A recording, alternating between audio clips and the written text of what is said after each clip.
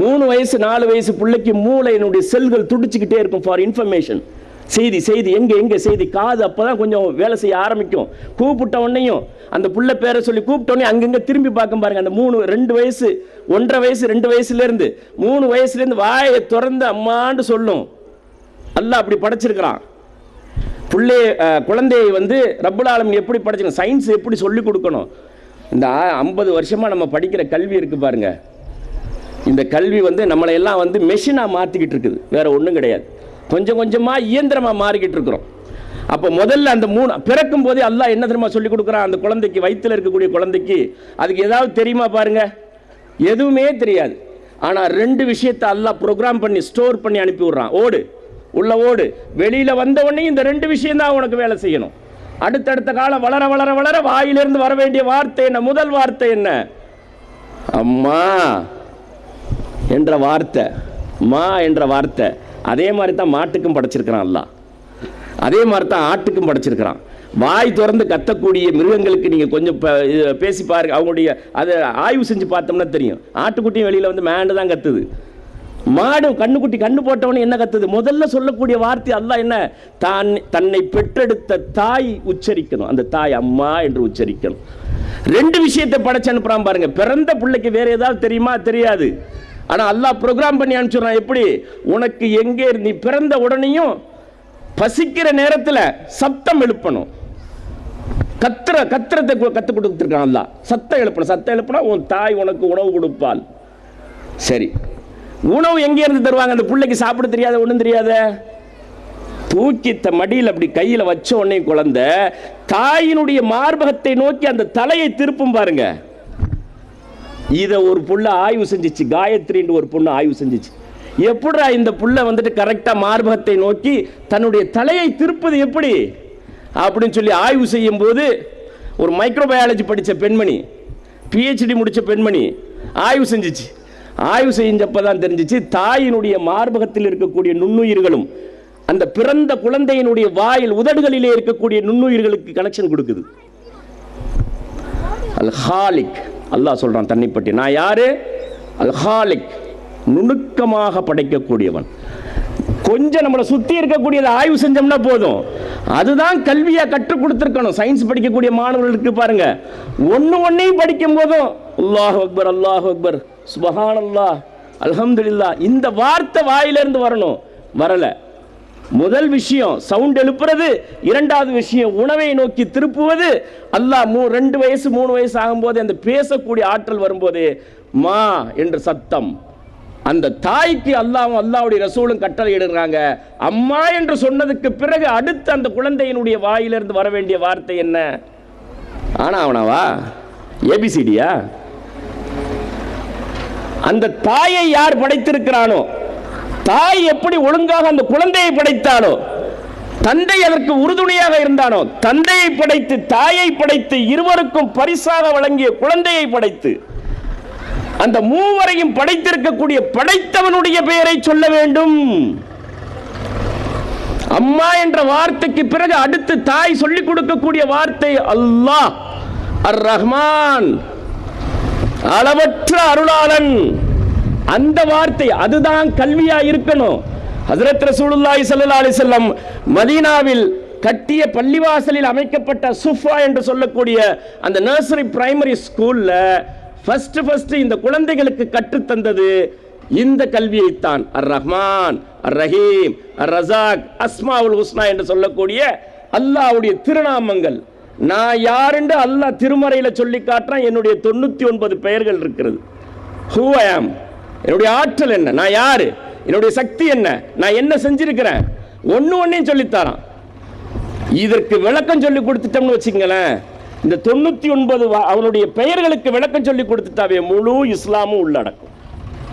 அந்த புள்ள ஒரு நாளும் வழி தவறாது, இறைவனுடைய தொடர்பிலேயே இருக்கும். அதுதான் ஆரம்பமாக முஸ்லிம் குழந்தைகளுக்கு கற்றுத்தரணும்னு ஹஜ்ரத் ரசூலுல்லாஹி ஸல்லல்லாஹு அலைஹி வஸல்லம் காட்டி தந்தாங்க. அதுக்கு பிறகு முஸ்லிம் சமுதாயம் எங்கெல்லாம் பள்ளிவாசல் கட்டுனுச்சோ எல்லா இடத்துலையும் ஒரு ஸ்கூலையும் வச்சு அந்த ஸ்கூல்ல அந்த பகுதியில் வாழக்கூடிய எல்லா மக்களுக்கும் பிறக்கக்கூடிய குழந்தைகளுக்கும் இதை கற்றுத்தந்தார்கள். இம்மி அளவு மாறல.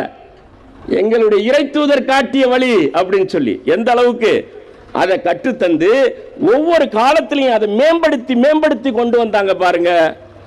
பொம்பளை பிள்ளைகளை படிக்க வைக்கிறோம். எவ்வளவு கல்வி சூழல் இருக்குது, இன்றைக்கு கல்வியில சிக்கல் இருக்கிறது, போய் படிச்சுட்டு வர்றதுல எவ்வளவு பிரச்சனைகள் இருக்கிறது. கொஞ்சம் பலவீனமான பிள்ளையா இருந்துச்சுன்னா, பொதுவாக பெண்களே பலவீனமாக படைக்கப்பட்டிருக்கிறார்கள். அப்படி இருக்கும்போது கொஞ்சம் பலவீனமா இருந்துச்சுன்னா அவங்க கடுமையான சிக்கலை எதிர்கொள்ள வேண்டி வரும். ஆனா அப்படிப்பட்ட காலத்துல இந்த சிக்கலை விட மிகப்பெரிய சிக்கல் இருந்த ஒரு காலம் இருந்துச்சு. பெருமானார் ரசூலுல்லாஹி ஸல்லல்லாஹு அலைஹி வஸல்லம் வஃபாத் ஆகி ஒரு 200 வருஷம். அந்த 200 வருஷத்துல கிபி 230 240ல ஒரு பள்ளிவாசலை கட்டினாங்க.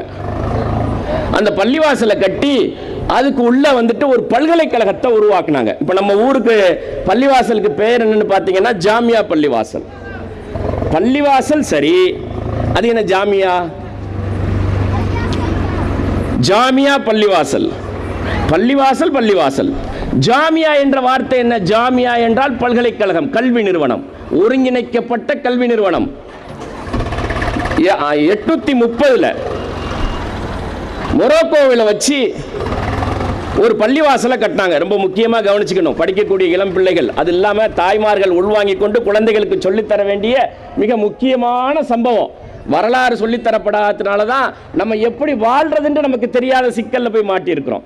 எதை எப்படி ஹேண்டில் பண்றதுன்னு தெரியல. ஹிஸ்டரி, நம்முடைய முன்னோர்கள் எப்படி வாழ்ந்தார்கள் என்று அணுவாக பாடம் நடத்தணும் குழந்தைகளுக்கு. அது இல்லாததுனால தான் நமக்கு எதிர்காலத்தை கணிக்க தெரியல, எப்படி போறதுன்னு தெரியல. அந்த பள்ளிவாசல்ல என்ன பண்ணாங்கன்னா ஒரு பல்கலைக்கழகத்தை அமைச்சாங்க. அந்த பல்கலைக்கழகத்துக்கு பேரு ஜாமியா அல்-காரவன் பேரு. ஜாமியா அல்-காரவன். படிச்ச பிள்ளைங்க இருந்தீங்கன்னா நெட்ல போய் போட்டு பாருங்க, ஜாமியா அல்-காரவன், யூனிவர்சிட்டி அல்-காரவன் போட்டீங்கன்னா உங்களுக்கு அது வரும். இன்னைக்கு இருக்குது. எத்தனை வருஷம் ஆச்சு? 1200 வருஷம் ஆச்சு. நல்லா கவனிச்சிங்க. ஒரு வருஷம் 2 வருஷம் இல்ல, 1200 வருஷம் ஆச்சு அதை கட்டி முடிச்சு.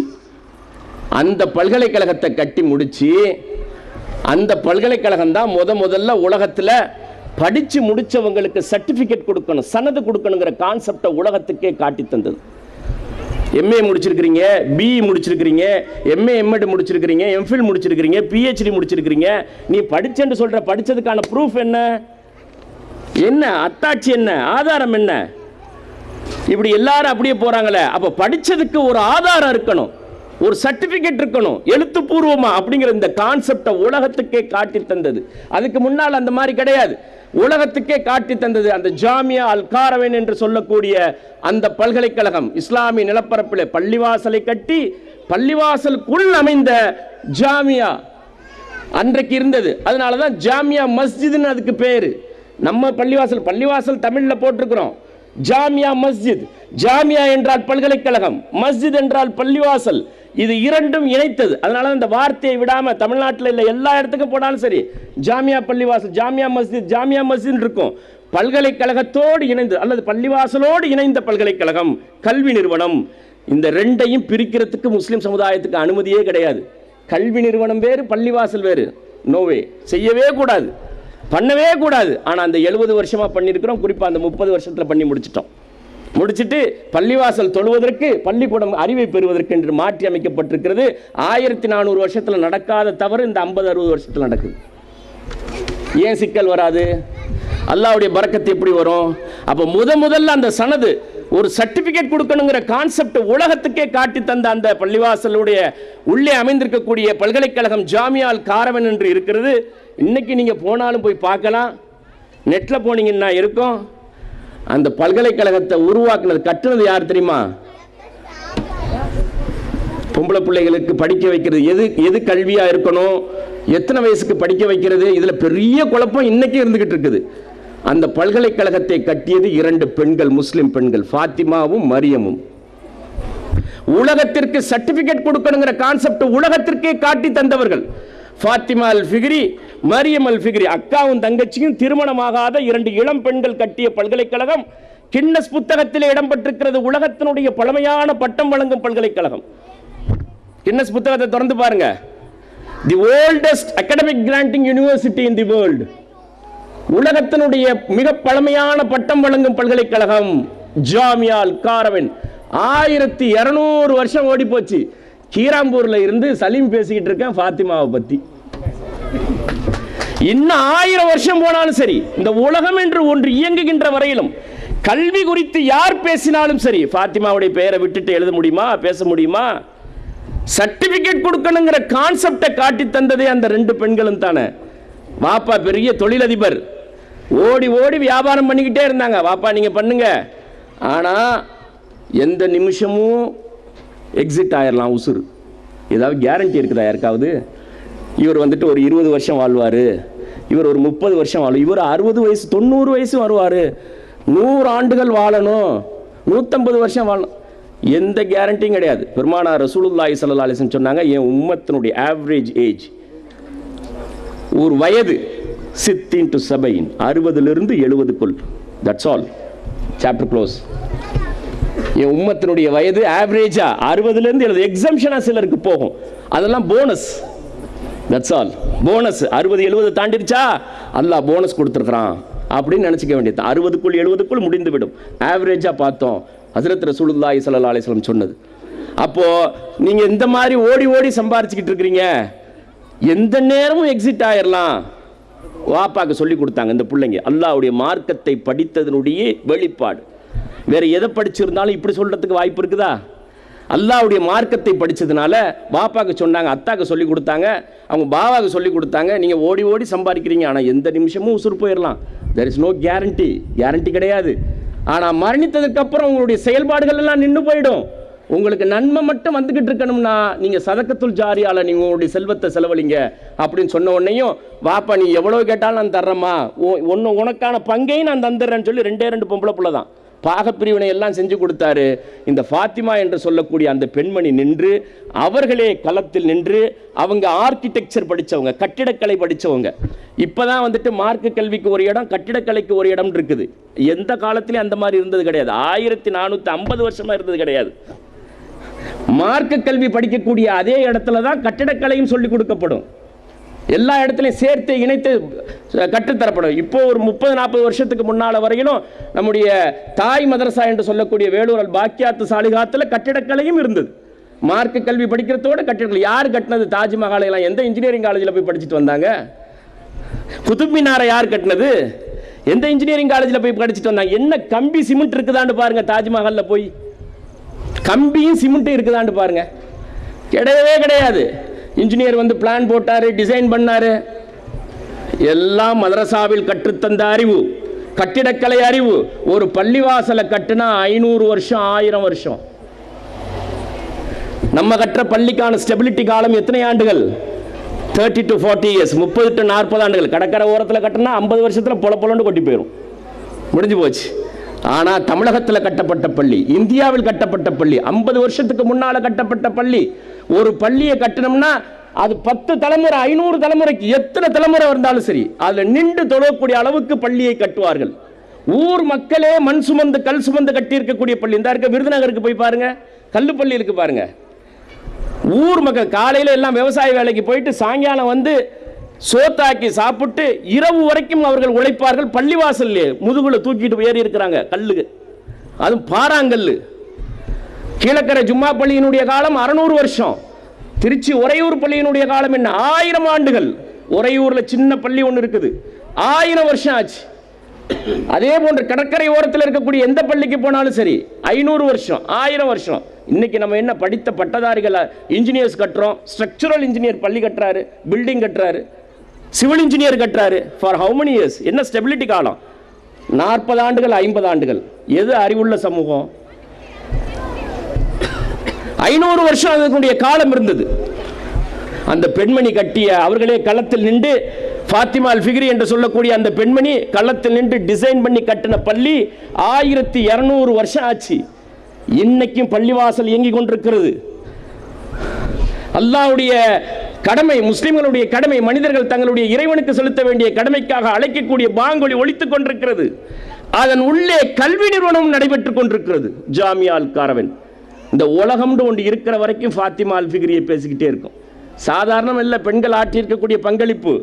இந்த சமூகத்தினுடைய சிக்கல் காரணமாக, சூழல் காரணமாக, ஆணாதிக்க சமூகத்திலிருந்து முஸ்லிம்கள் இஸ்லாமிய மார்க்கத்தை ஏற்றுக்கொண்டதுனால அதையும் சேர்த்து வச்சுக்கிட்டே இருக்கிறோம். நம்ம வரலாற்றில் எப்படி முஸ்லிம் பெண்கள் ஆற்றி இருக்கக்கூடிய பங்களிப்பு என்ன? நாம் இன்னைக்கு நமக்கு ஷரியத்துக்குள்ள நம்முடைய வாழ்வை இஸ்லாமிய வட்டத்திற்குள்ள கட்டி போட்டிருக்கக்கூடிய இந்த 1400 வருஷத்திலே வாழ்ந்திருக்கக்கூடிய இமாம்கள், அல்லாஹ்வுடைய நேசத்துக்குரிய மக்கள், முஸ்லிம்களை ஷரியத் என்ற வட்டத்திற்குள் இஸ்லாமிய வாழ்க்கைக்குள் கட்டி போட்டு வைத்திருக்கக்கூடியவர்கள், அதற்காக தங்களுடைய உயிரையும் தியாகம் செய்திருக்கக்கூடிய இமாம்கள், நூற்றுக்கணக்கான இமாம்கள். அவர்களுடைய ஆரம்பம் காலம் தொட்டு அவர்கள் யாரிடம் பாடம் படித்திருக்கிறார்கள் என்ற பட்டியல் எடுத்து பாருங்க. அவருடைய ஆசிரியர்கள் யார்? ஒரு தலை சிறந்த இமாம், சும்மா ஒருத்தர் ரெண்டு பேரை சொல்றேன் பாருங்க. 15ஆம் நூற்றாண்டில் வாழ்ந்தார்கள். அவங்களுக்கு பேர் என்ன தெரியுமா? அல் ஹாஃபில் இப்னு ஹஜர் அல் அஸ்கலானி என்று சொல்வார்கள். அல் ஹாஃபில் என்று சொல்வார்கள். ஹாஃபில் என்றால் அல்லாஹ்வுடைய கலாமை, குர்ஆனை மனனம் செய்தவர்கள். இவர்கள் அதிலும் மாத்திரம் ஹாஃபில் அல்ல, ஹதீஸ் கலையிலும் ஹாஃபில், ஹதீஸிலும் ஹாஃபில். 200க்கும் மேற்பட்ட ஹதீஸ்களை மனனம் செய்திருக்கக்கூடிய ஒரு மாபெரும் அறிவு மேதை அல் ஹாஃபில் இப்னு ஹஜர் அல் அஸ்கலானி என்று சொல்வார்கள். புகாரி இருக்கிறது, இன்றைக்கு ஷியா சித்தா என்று சொல்லக்கூடிய ஹதீஸ் கிரந்தங்கள் இருக்கிறது. இமாம் புகாரி அவர்கள் தொகுத்த ஹதீஸ் கிதாப் இருக்கு பாருங்க. இதுக்கு விளக்க உரை எழுதினார், ஃபத்துல் பாரி என்று சொல்லக்கூடிய ஒரு விளக்க நூலை எழுதினார்கள். இன்றைக்கு உலகம் முழுவதும் இருக்கக்கூடிய மதரசாக்களிலே பாடமாக இருக்கிறது.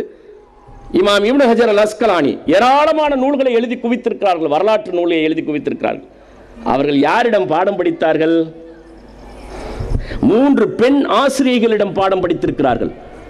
சமுதாயத்தில் இன்றைய வரைக்கும், இனி உலகம் என்று ஒன்று இருக்கிற வரைக்கும் அவர்களுடைய பெயர் ஒலித்துக் கொண்டிருக்கக்கூடிய அவ்வளவு பெரிய அறிவுஜீவியை செதுக்கியதில் 3 பெண் ஆசிரியர்களுடைய பங்களிப்பு இருக்கிறது.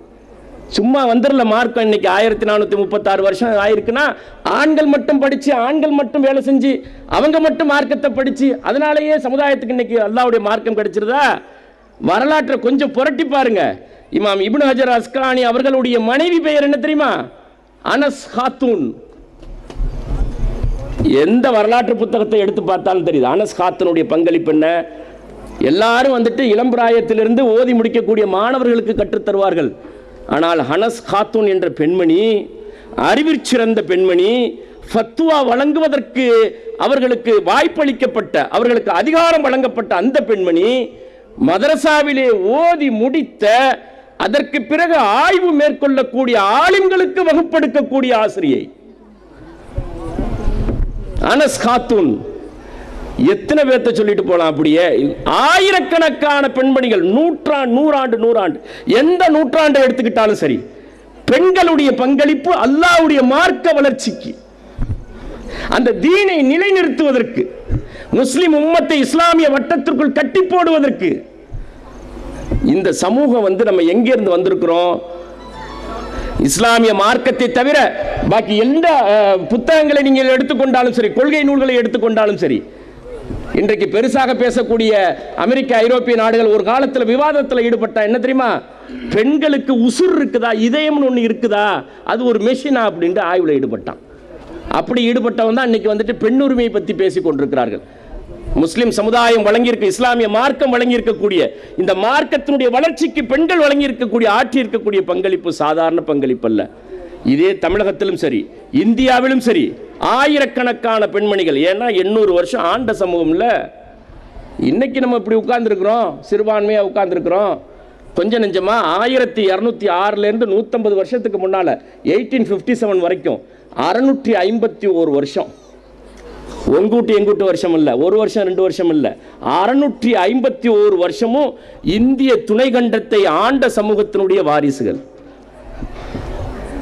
நேற்று இன்னைக்கு முளைச்சதில்லை. இந்த 651 வருஷத்தில் ஆயிரக்கணக்கான பெண்கள், ஹாஃபிலாக்கள், அல்லாஹ்வுடைய மார்க்கத்தை மனனம் செய்தவர்கள், சட்டம் ஃபத்வா வழங்கக்கூடிய ஆற்றலை பெற்றவர்கள், ஹதீஸ் கலையிலே ஆய்வு செய்தவர்கள், ஃபிக்ஹிலே சட்டவியலிலே ஆய்வு செய்தவர்கள், ஆயிரக்கணக்கான பெண்களை பார்க்கலாம். அவர்களுடைய வாரிசுகள்.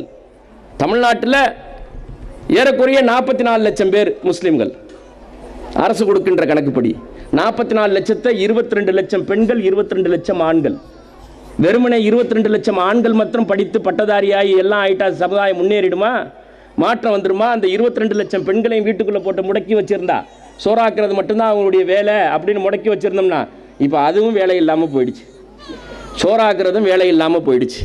எல்லாம் ரெடிமேடுன்னு வந்ததுக்கு அப்புறம் மாடர்ன் லைஃப் மாறிக்கிட்டதுக்கு இந்த 50 வருஷத்தில் அதுவும் குறிப்பாக இந்த கடந்த 30 வருஷத்தில் ஏற்பட்டிருக்க மாற்றம் இருக்குது பாருங்கள். உலகத்தில் எந்த காலத்திலும் ஏற்படாத மாற்றம். எல்லா சமூகம் தன்னுடைய பாரம்பரியத்தை தொலைத்துவிட்டு ஐரோப்பிய வாழ்க்கை முறைக்கு மாறிக்கொள்ளக்கூடிய, விரும்பி விரும்பி ஓடக்கூடிய ஒரு மோசமான கலாச்சாரத்தில் வாழ்ந்துட்டு இருக்கோம்.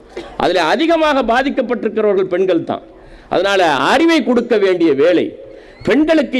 பெண்கள் என்ன வேலை செய்யணும்? கீரம்பூரில் ஒரு 30 வருஷம், அடுத்த 30 வருஷத்தில் 2016 இருக்கிறோம், 2046 கீரம்பூரில் இருக்கக்கூடிய பெண்கள் ஆண்கள் என்னவாக உருவாகி வரணும்? என்ன வேலை செய்யணும்? அந்த இலக்கை நோக்கி நம்ம பிள்ளைகளை உருவாக்கணும். அவ்வளோ ஈஸியாக உருவாக்கிட முடியாது. வளர்கின்ற போதே ஆண் பிள்ளையா இருந்துச்சுன்னு வச்சுக்கோங்க, ஒவ்வொரு கேப்லையும் சொல்லி கொடுத்து உருவாக்கணும். அப்போதான் அந்த புள்ள உருவாகி வரும். ஒரு வழக்கத்தை குழந்தைக்கு கொண்டுட்டு வரதா இருந்துச்சுன்னா, உதாரணத்துக்கு ஒரு பேப்பர் படிக்கிற ஒரு வழக்கத்தை என் பிள்ளைக்கு கொண்டுட்டு வரணும்னு வச்சுக்கோங்க, ஆம்பளை பிள்ளைக்கோ பொம்பளை பிள்ளைக்கோ ஒரு பேப்பர் படிக்கிற வழக்கத்தை கொண்டு வந்தால் 1 நாளில் 2 நாளில் வந்துருமா? வரவே வராது. அல்லாஹ் எப்படி குழந்தைகளை படைச்சிருக்கிறான் தெரியுமா? சொல்லி அவர்கள் செய்வதற்கு முன்பாக பார்த்து செய்து படைச்சிருக்கிறான். தாயும் தந்தையும், குறிப்பாக தந்தை, ஒரு 5-6 வருஷத்துக்கு பேப்பர் படிக்கிறதையே பார்த்துக்கிட்டு இருந்தா மட்டும்தான் அந்த குழந்தை மறுபடியும் பேப்பர் எடுக்கும். பார்த்து விசுவலைசேஷன், பார்த்து படித்துக் கொள்வது. அதனாலதான் அத்தா செய்யற எல்லா வேலையும் அந்த பையன் செய்வான், ஆம்பளை பிள்ளை. அந்த பிள்ளைகளுடைய அல்லாஹ் எப்படி படைச்சிருக்கிறான்னு நீங்க அப்படியே கொஞ்சம் ஆய்வு செஞ்சீங்கன்னா போதும். பொம்பளை பிள்ளைய பார்த்து அம்மா சொல்றது எல்லாத்தையும் அப்படியே செய்யும், ஈர்ப்போடு செய்யும், அப்படியே ஃபுல்லா. அவ்வளோ ஈஸியாக கொண்டுட்டு வந்துட முடியாது. ஆனால் 30 வருஷத்தில் யார் கீரம்பூரில் உருவாகி வரணுங்கிறது ஒரு தெளிவான இலக்கு நிர்ணயிக்கப்படணும். இலக்கு நிர்ணயிக்கப்பட்டு அவர்களை வீட்டிலிருந்து நம்ம உருவாக்கணும். கல்வியில் மாற்றத்தை ஏற்படுத்தணும். வேற எதனாலையும் மாற்றத்தை ஏற்படுத்த முடியாது. பொருளாதாரம் வந்துருச்சுன்னா மாற்றம் வந்துருமா?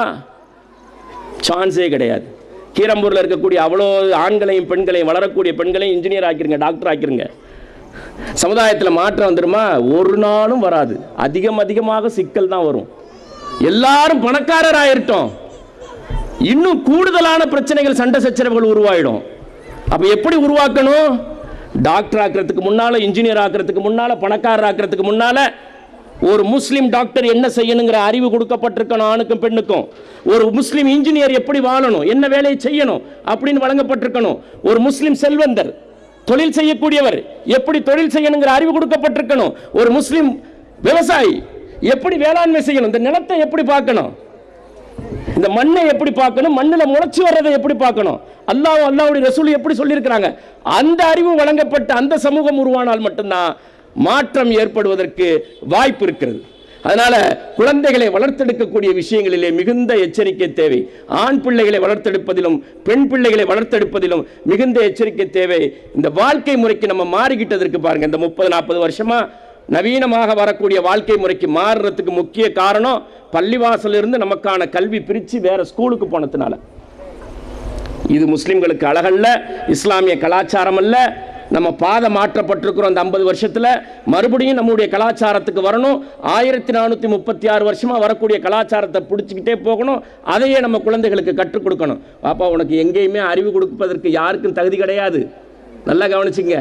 அறிவை வழங்குவதற்கு, குழந்தைகளுக்கு கற்றுக் கொடுப்பதற்கு, கல்வி கொடுப்பதற்கு மிக தகுதியான சமூகம் உலகத்திலேயே முஸ்லிம் உம்மத்து தான். ஏன்?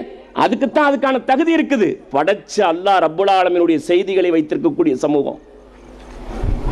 ஜவஹர்லால் நேரு எழுதுறாரு பாருங்க, உலக வரலாறு என்ற புத்தகத்தில். ஜெயிலில் இருக்கும்போது விடுதலை போராட்டத்தில் தன்னுடைய மகள் இந்திரா காந்தி அம்மையாருக்கு தினம் தினம் கடிதம் எழுதுவார். மகளே மகளேன்னு சொல்லியே ஆரம்பிப்பார். தான் பொம்பளை பிள்ளையை தயாரிக்கிறார் பாருங்க. ஒரு தந்தை என்ன செய்யணும், எப்படி அறிவை பாஸ் பண்ணணும் அப்படிங்கிறதுக்கு ஜவஹர்லால் நேரு அவர்கள் சிறையில் இருக்கின்ற போது கடிதமாக எழுதி குவித்தார். ஒவ்வொரு நாளும் கடிதம் எழுதாம அவர் உறங்கியதே கிடையாது. மகளே மகளேன்னு சொல்லி ஆரம்பிப்பார். இந்திரா காந்தி அம்மையாருக்கு எழுதினார். அவர் இறந்ததுக்கு அப்புறம் அந்த கடிதங்கள் எல்லாம் தொகுக்கப்பட்டு புத்தகமாக வந்துச்சு. கிளிம்சஸ் ஆஃப் வேர்ல்டு ஹிஸ்டரி, உலக வரலாறு பாகம் 1, உலக வரலாறு பாகம் 2, 2 புத்தகங்கள் வந்திருக்கிறது. கட்டாயம் அறிவுள்ள சமூகம் அனைவரும் படிக்கணும். எல்லா வீட்டிலும் இருக்கக்கூடிய புத்தகம். அந்த புத்தகத்தில் எழுதுறாரு, உலகத்தில் என்னவெல்லாம் நடந்துச்சுங்கிறத எல்லாத்தையும் எழுதி முடிக்கிறார். கிமுல என்ன நடந்துச்சு, கிபியில் என்ன நடந்துச்சு, இந்தியாவில், சைனாவில், ஆப்பிரிக்காவில், அமெரிக்காவில் என்ன நடந்துச்சுங்கிறது எல்லாத்தையும் எழுதி குவிச்சார். அதனால தான் அவரை சொல்லுவாங்க உலக வரலாற்றை கரைத்து குடித்த அறிவுஜீவி, உலகத்தினுடைய அரசியல் தலைவர் அப்படிம்பாங்க ஜவஹர்லால் நேரு, நவீன இந்தியாவினுடைய சிற்பி அப்படின்னு சொல்லுவாங்க. அவர் அந்த புத்தகத்தில் எழுதி முடிக்கிறார் பாருங்க, 7ஆம் நூற்றாண்டு வரைக்கும் உலகத்தினுடைய போக்கு தாறுமாறாக போய்கிட்டு இருந்துச்சு. நபிகள் நாயகம் ஸல்லல்லாஹு அலைஹி வஸல்லம் அவர்கள், நபிகள் நாயகம் முகம்மது அரேபியாவில் தோன்றி தன்னை இறை தூதர் என்று சொன்னார். அதற்கு பிறகு இந்த உலகம் தலைகீழ் மாற்றம் ஏற்பட்டது. இந்த உலகத்தில் அதற்கு பிறகு முஸ்லிம் சமுதாயம் அவர்களால் அந்த 23 ஆண்டு காலத்தில் உருவாக்கப்பட்ட அரபுகள் உருவாகி வந்து, அவர்களுடைய தலைமுறை உருவாகி வந்து 600 ஆண்டு காலம் இந்த உலகத்தினுடைய ஆட்சியாளர்களாக வீற்றிருந்தார்கள். World rulers. இந்த உலகத்திற்கு தேவையான எல்லாவற்றையும் முஸ்லிம்களே கற்றுத்தந்தார்கள். ஒன்ன கூட விடல. கோல்டன் ஏஜ் ஆஃப் இஸ்லாம், முஸ்லிம்களுடைய இஸ்லாத்தினுடைய பொற்காலம் அது. ஜவஹர்லால் நேரு எழுதுறாரு. நம்ம சொன்னோம் அப்படின்னு சொன்னா இவங்களுக்கு பழைய பெருமை பேசுறதே பழக்கமா போச்சு அப்படின்னு சொல்லுவாங்க. நான் பேசல, நேரு பேசுறாரு. நேரை போன்ற வரலாற்று ஆசிரியர்கள் பேசுறாங்க. 600 வருஷம் இந்த உலகத்திற்கு எல்லாத்தையும் கற்றுத்தந்த சமூகம் இந்த 200-300 வருஷமா அவர்களுடைய சோம்பேறித்தனமும் இந்த உலகம் குறித்த அவர்களுடைய சிந்தனையும், இந்த உலக வாழ்வுதான் பெருசுண்டு அவர்கள் நினைத்ததனுடைய விளைவு இந்த 200 வருஷமாக அவர்கள் பின்தங்கி இருக்கிறார்கள். எடுத்து படிச்சு பாருங்க, எப்படி இருந்த சமூகம் இன்னைக்கு இப்படி ஆகி போயிருக்குது. உலகத்திற்கு வழிகாட்டக்கூடிய கற்றுத்தரக்கூடிய சக்தி வேற யாருக்கும் கிடையாது. முஸ்லிம் சமுதாயத்துக்கு எல்லாத்தையும் கற்று தந்ததற்கான ஆதாரம் இருக்கிறது. உலகத்தினுடைய தலை சிறந்த அறிவுஜீவி சயின்டிஸ்ட் படிச்ச பிள்ளைங்களுக்கு தெரியும், ஐன்ஸ்டீன். அவர் சொன்னார், என்னுடைய எல்லா ஆய்வுகளுக்கும் தந்தை முஸ்லிம்களே, அவர்களுடைய தோளில் இருந்து தான் நான் எல்லாவற்றையும் ஆய்வு செய்ய துவங்கினேன். கம்ப்யூட்டர் கண்டுபிடிச்சிருக்க முடியுமா இன்னைக்கு? மூல ஆதாரம் எங்க இருந்து? யார் சொல்லி கொடுத்தது? ரசாயனத்தை கண்டுபிடிச்சிருக்க முடியுமா? அதை விடுங்க. கீரம்பூர்லயும் அரசு மருத்துவமனை இருக்கும், கவர்மெண்ட் ஹாஸ்பிட்டல் இருக்குது, கவர்மெண்ட் ஸ்கூல் இருக்குது. ஒரு அரசு பள்ளிக்கூடத்தை நடத்தணும், ஒரு அரசு மருத்துவமனையை நடத்தணும், அதுக்கு இலவசமா வைத்தியம் பார்க்கணுங்கிற கான்செப்டை உலகத்தில் வேற யாராவது கற்று தந்திருக்கிறாங்களா? யார் கற்று தந்தது? இந்த உம்மத்து கற்று தந்துச்சு, முஸ்லிம் சமுதாயம் கற்று தந்தது. ஒரு கவர்மெண்ட் இருந்துச்சுன்னா கவர்மெண்ட் தான் ஸ்கூலை நடத்தணும், கவர்மெண்ட் தான் மருத்துவமனை நடத்தணும். பள்ளி கல்வியையும் மருத்துவத்தையும் இறைவனுக்கு செய்யக்கூடிய சேவையா கருதணும். இது ரெண்டும் மதரசாக்களிலே வைத்து கற்றுத்தரப்பட்டுச்சு. இது எப்படி நடத்துறது? முதல்ல ஒரு அரசே ஒரு மருத்துவமனையை கட்டினது எங்கேயுமே கிடையாது. பாக்தாத்ல வச்சு கலிஃபா ஹாரூன் அல் ரஷீத் அவர்கள் உருவாக்கிய பீமாரிஸ்தான் என்ற அந்த நிறுவனம் தான் உலகத்தினுடைய அரசால் நிறுவப்பட்ட முதல் மருத்துவமனை. அதுக்குள்ள ஒரு மெடிக்கல் காலேஜ். சும்மா வந்துடல. முஸ்லிம் சமுதாயம் இன்றைக்கு பின்தங்கி இருக்குது. பின்தங்கல. இந்த உலகத்தை பத்தின ஆசை கொஞ்சம் பெருசா போச்சு. முன்னேற நல்லா சம்பாதிச்சிட்டான், நல்ல பெரிய ஆளா போயிட்டான். எப்படி பெரிய ஆளா போனா? காசு பணம் வந்துருச்சு, பெரிய ஆளா போனா. இது பெரிய ஆளுக்கான அடையாளமா? இஸ்லாம் சொல்லுது அந்த மாதிரி கிடையாது. இஸ்லாம் சொல்லக்கூடிய அடையாளம் என்ன? நாலேஜ் பை அறிவு. அல்லாஹ்வுடைய மார்க்க அறிவோடு யார் உருவாகி வருகின்றார்களோ அவர்களே பெரியாள் என்ற அடையாளம், முன்னேற்றத்திற்கான அடையாளம். இந்திய அரசும் முன்னேற்றத்திற்கான அடையாளத்தை பொருளாதாரத்தை வைக்கலையே. சோஷியலி அண்ட் எஜுகேஷனலி பேக்வர்ட், பிசின்னு பட்டியல் போடுறோம் பாருங்க. கல்வியிலும் சமூகத்திலும் பின்தங்கியவர்கள், நாட் எக்கனாமிக்கலி, பொருளாதார ரீதியிலாக கிடையாது. அதனால பொருளாதாரம் முன்னேற்றத்திற்கான அளவுகோல் கிடையாது. நம்முடைய கலாச்சாரம் நம்ம உயிரினும் மேலான கலாச்சாரம். 21 நூற்றாண்டுகளை, கிட்டத்தட்ட 14 நூற்றாண்டுகளாக வாழ்ந்த சமுதாயம் வாழ்ந்து அப்படியே அடுத்தடுத்த தலைமுறைக்கு காட்டிட்டு போயிருக்குது. இன்னைக்கு நம்ம வாழ்ந்துட்டு இருக்கோம். வெள்ளை ட்ரெஸ் போட்டுக்கிட்டு இருக்கோம். நீங்க எல்லாம் வெள்ளை துப்பட்டி போட்டுக்கிட்டு இருக்கீங்க. நிறைய பேர் வெள்ளை ட்ரெஸ் போட்டு. இது யார் காட்டி தந்தது? எப்படி தமிழகத்துக்கு வந்துச்சு? அரபுகள் முதலாக கடற்கரையோரத்திற்கு வருகின்ற போது அவர்கள் உடுத்தி இருந்த உடை வெள்ளை உடை. அவங்க போடுற மாதிரியே துப்பட்டி போடுறீங்க பாருங்க. இப்பதானே இந்த கருப்பு புர்கா வந்திருக்குது. இது இந்த அரபு நாடு தொடர்புக்கு பிறகு 1975-65க்கு பிறகு வந்துச்சு. இது இஸ்லாமிய கலாச்சாரம் என்பதை விட அரபு கலாச்சாரம் இது. ஆனால் அரபு வணிகர்கள் வருகின்ற போது, அல்லாஹ்வுடைய மார்க்கத்தை ஏற்றுக்கொண்டவர்கள் வருகின்ற போது நீங்க போட்டிருக்க மாதிரி வெள்ளை துப்பட்டியை போட்டிருந்தாங்க. அவங்களுடைய ட்ரெஸ் அப்படித்தான் இருந்துச்சு. அதை பார்த்து தமிழ்நாட்டில் இருந்த ஆண்களும் பெண்களும் தங்களுடைய உடையை வெள்ளையாக மாற்றிக்கொண்டார்கள். அவங்க எப்படி சாப்பிட்றாங்கன்னு பார்த்தாங்க. அல்லாஹ் மார்க்கத்தை ஏற்றுக்கிட்டாங்கல்ல, அற்புதமான கருத்தை சொல்கிறாங்க, ஏகத்துவத்தை சொல்கிறாங்க. இந்த உலகத்துக்கு ஒரு கடவுள் தான் இருக்க முடியும், அவன்கிட்ட சரண்டர் ஆயிடணும்.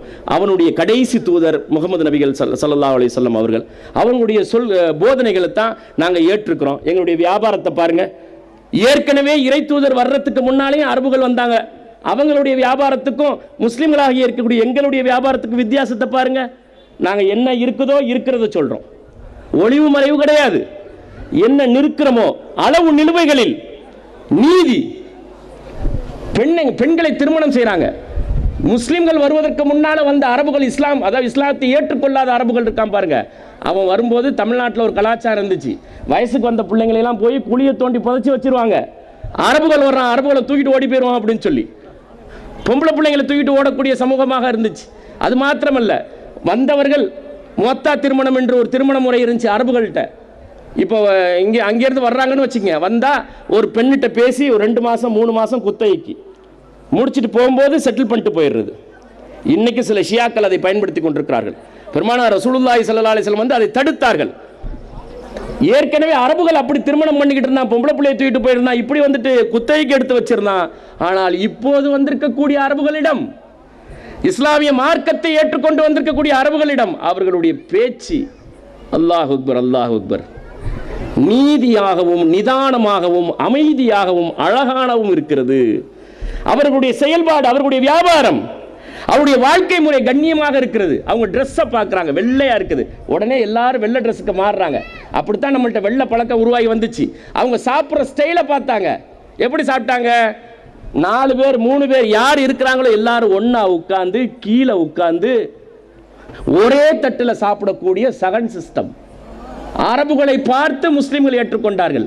1970 வரைக்கும் 1400 வருஷமா அந்த பழக்கம் இருந்துச்சு. இப்போ வந்து மாடர்ன் லைஃப். என்ன மாடர்ன் லைஃப்?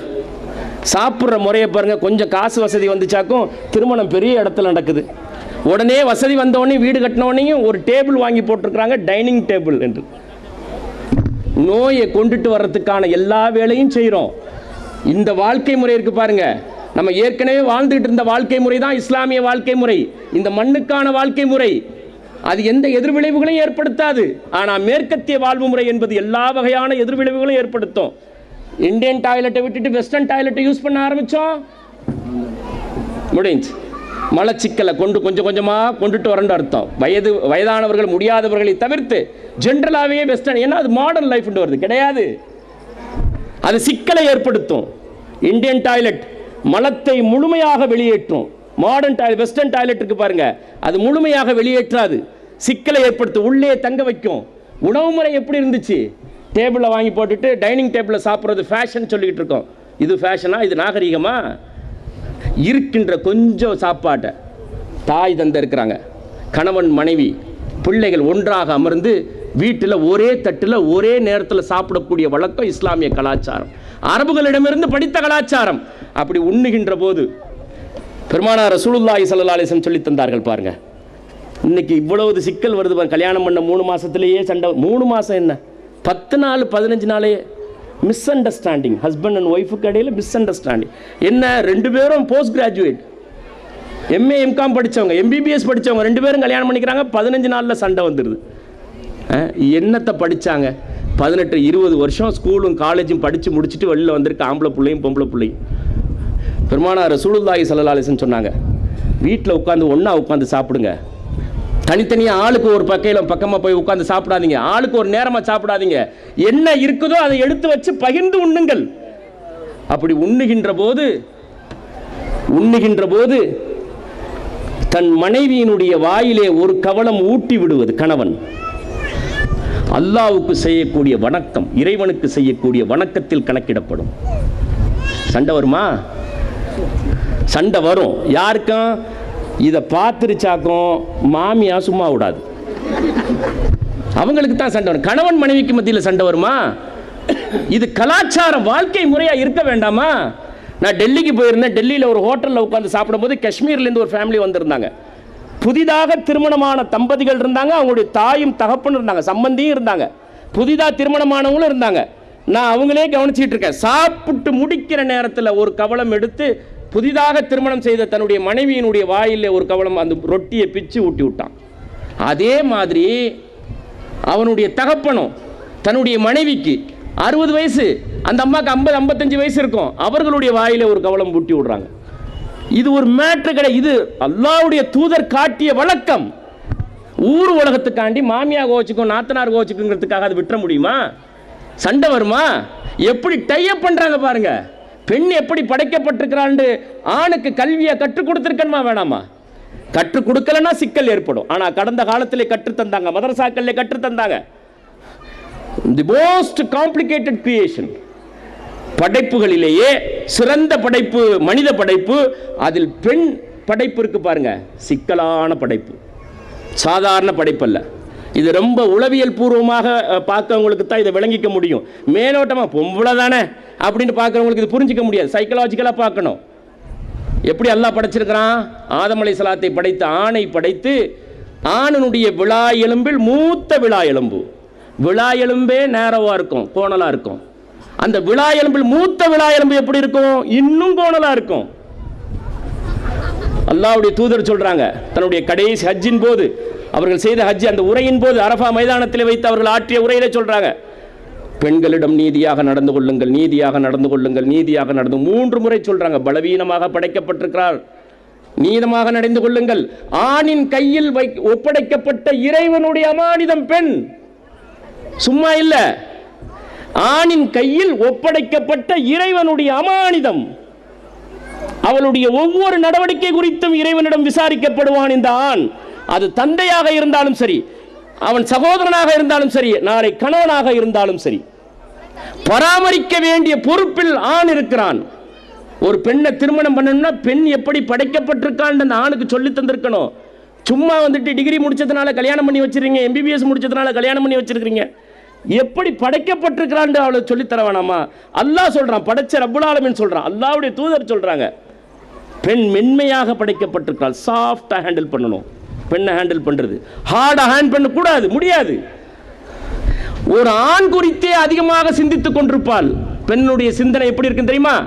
தனக்கு கட்டிய கணவன் இருக்கான் பாருங்க, அந்த கணவன் குறித்தே அதிகமாக சிந்தித்துக் கொண்டிருப்பாள். ஏன் அப்படி சிந்திச்சா தான் அந்த குடும்பம் பாதுகாப்பா இருக்கும். குடும்பத்தை பேணி பாதுகாக்க வேண்டிய பொறுப்பு பெண்ணிடம் சுமத்தப்பட்டிருக்கிறது. அந்த பெண்ணையும் அவள் பெற்றெடுக்கக்கூடிய குழந்தைகளுக்கும் பராமரிக்க வேண்டிய பொறுப்பு ஆணினுடைய பொறுப்பு. உழைச்சி சம்பாரிச்சு பராமரிக்கணும், பாதுகாப்பு கொடுக்கணும். பாதுகாப்பு எப்படி கொடுக்கணும்? அல்லாஹ்வுடைய தூதர்கிட்ட போய் சொல்றாங்க, ஆம்பளை எல்லாரும் எந்த நேரம் போனாலும் அவங்க ஜிஹாதில் கலந்துக்கிறாங்க, ஷஹீதுங்கிற அந்தஸ்து கிடைக்குது. எங்களுக்கு அந்த மாதிரியான வாய்ப்பு இல்லையா? அவங்களே போர்க்களத்துக்கெல்லாம் போய்கிட்டு இருக்கிறாங்க, எங்களுக்கு அந்த வாய்ப்பு இல்லைன்னு போய் கேட்குறாங்க. ஆண் எப்படி படைக்கப்பட்டிருக்கிறான்? எந்த நிமிஷமும் உசுறு போகும். தான் கட்டிய மனைவி குழந்தைகளை பராமரிப்பதில் 24 மணி நேரத்தை ரிஸ்க் எடுக்கிறான். எந்த நிமிஷமும் உசுறு போயிடலாம். வெளிநாட்டுக்கு போகிறாங்க, சம்பாதிக்கிறாங்க, மண்ணு தூக்குறாங்க, சட்டி தூக்குறாங்க, கிரேன் மேலே எழுதுறாங்க, கார் பஸ்ஸில் போகிறாங்க, எந்த செகண்டும் போயிடும். ஏன்? அவன் சம்பாதிக்கிறதுக்காக போயிருக்கிறான். தன் கட்டிய மனைவி குழந்தைகளை சம்பாதித்து அவளை நல்லபடியாக பாதுகாத்துக்கணும் அப்படிங்கிறதுக்காக போயிருக்கிறான். 24 ஹவர்ஸையும் தன் உசுரை ரிஸ்காக வைக்கிறான். உசுறு போயிடும். அப்படி உசுறு போச்சுன்னா ஷஹீத், ஷஹீத் என்ற அந்தஸ்து, இறை வழியில் கொல்லப்பட்டவர் என்ற அந்தஸ்து, போரிலே கொல்லப்பட்டவருக்கு நிகரானதல்ல, அதுக்கு அடுத்ததாக இருக்கக்கூடியது ஆணுக்கு இருக்கிறது. அப்ப அல்லாஹ்வுடைய தூதர்கிட்ட போய் கேட்கிறாங்க, அப்ப எங்களுக்கு அல்லாஹ் எப்படி படைச்சிருக்கிறான்னு பாருங்க. அல்லாஹ்வுடைய தூதர் சொல்லி காட்டுறாங்க. எப்படி சொல்லி காட்டுறாங்க? நிறைமாத கர்ப்பிணி தன்னுடைய பிரசவ நேரத்தில் அவளுடைய உயிர் சென்றது, உயிர் பிரிந்தது என்றால் அவளும் உயிர் தியாகி, ஷஹீத். எப்படி அல்லாஹ் நீதியாளன், யாரையும் ஏற்றத்தாழ்வோடு படைச்சிடல. ஒரு கணவன் ஆண் குறித்தே சிந்திக்கக்கூடியவளாக அல்லாஹ் பெண்ணை படைச்சிருக்கிறான் எந்த நேரமும். அதனாலதான் குடும்பத்தினுடைய பொறுப்பு பெண்ணிடம் ஒப்படைக்கப்பட்டிருக்கிறது. அவளை பராமரிக்க வேண்டிய பொறுப்பு ஆணிடம் இருக்கிறது. இன்னைக்கு நிறைய போனு வீட்டில் பிரச்சனை எதனால தெரியுமா? பெண்களுக்கு அதிகமான பிரச்சனை, செத்த நேரம் பேசிக்கிட்டு இருக்கான்னு கணவன்கிட்ட சொல்றாங்க. இவனுக்கு பேசிக்கிட்டு இருக்கிறதுக்கு நேரம் இல்லை. ஏன்? ஒரு ஏர்போர்ட்டில் பார்த்தா கணவனும் மனைவியும் உட்காந்து நோண்டிக்கிட்டு இருக்கிறாங்க. புள்ள ஒரு பக்கம் ஓடுது, ஆம்பளை புள்ள பொம்பளை புள்ள ஒரு பக்கம் போகுது. அது என்ன ஆகுதுன்றே பார்க்கறதுக்கு நேரம் இல்லை. வீட்டில் கொஞ்ச நேரம் உட்கார்ந்துருக்கும் போது என்ன நடக்குது பாருங்கள். ஒன்று டிவி பார்த்துட்டு இருக்கோம், இல்லை ஃபோனை நோண்டிக்கிட்டு இருக்கோம். பெண்ணினுடைய மனசு என்ன சொல்லிக்கிட்டு இருக்குன்னு தெரியுமா? அல்லாஹ் எப்படி படைச்சிருக்கான்னு தெரியுமா? என்னவன் என்னை கட்டியவன், நான் பேசுகிறேன், நீ கொஞ்ச நேரம் கேட்டுக்கிட்டு இரு அப்படின்ட்டு பெண்ணுடைய மனசு சொல்லும். செத்த நேரம் உட்காருங்க, ஒரு முக்கியமான விஷயம் பேச வேண்டியிருக்குது. தீர்வுக்கல்ல, வீட்டில் நடக்கக்கூடியதாக இருக்கட்டும், மாமியாரோட விஷயமா இருக்கட்டும், நாத்தனாரோட விஷயமா இருக்கட்டும், ஊர் விஷயமா இருக்கட்டும், அவள் நம்மிடம் சொல்லி தீர்வை கேட்பதல்ல, நான் பேசுகிறேன் நீ கேட்டுக்கிட்டு, அவ்வளோதான். ஒன்ட்டேந்து நான் பதிலையெல்லாம் எதிர்பார்க்கல, என்னுடைய உள்ளத்தில் இருக்கத்தை நான் யார்ட்டையாவது நான் கொட்டணும். அதனால தான் தமிழகத்திலே சொல்லி வச்சாங்க, பெண்களிடம் ரகசியத்தை கூறாதீர்கள்.